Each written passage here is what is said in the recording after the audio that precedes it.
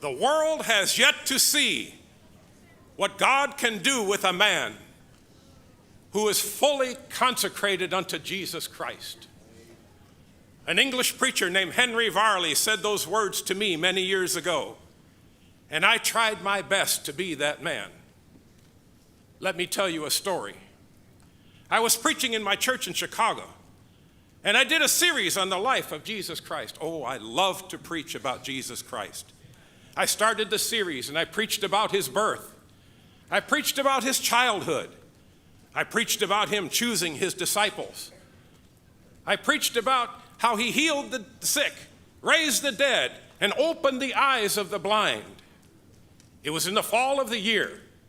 I came down to where I was preaching from Matthew chapter 27 and verse 22, which says, Pilate saith unto them, What shall I do with Jesus, which is called Christ? And they all say unto him, Let him be crucified. The crowd was getting restless that night. There was a commotion going on outside the church. And I said to the people, You have been faithful to come all these weeks during this series. I'm not going to give you an invitation tonight. But I want you to go home, and I want you to think about that question that Pilate said.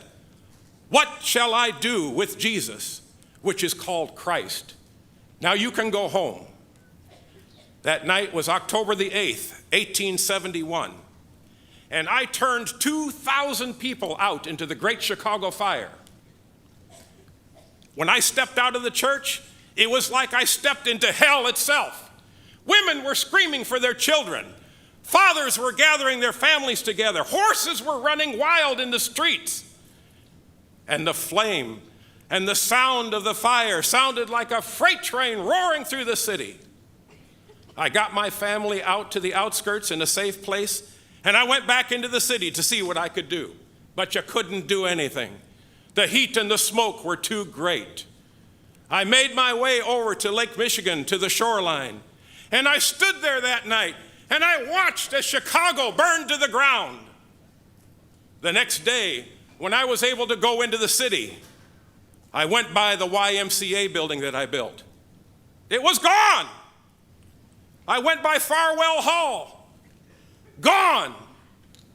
I went back to the church. It was gone. And I made my way through the rubble of that church, and I stood where the pulpit was, and I said, Oh, God, I wish I could have those 2,000 people here one more time so I can ask them what they would do with Jesus Christ. Some of those people I never saw anymore. I made a holy vow to God that day that I would never preach the gospel without giving folks an invitation to come to Jesus Christ. Now I'm here tonight to tell you something. You are going to make a decision what you do with Jesus Christ. You are either going to accept him or you're going to reject him. You're either going to say, Lord, thy will be done, or you're going to say, Lord, my will be done. Now I ask you a question tonight.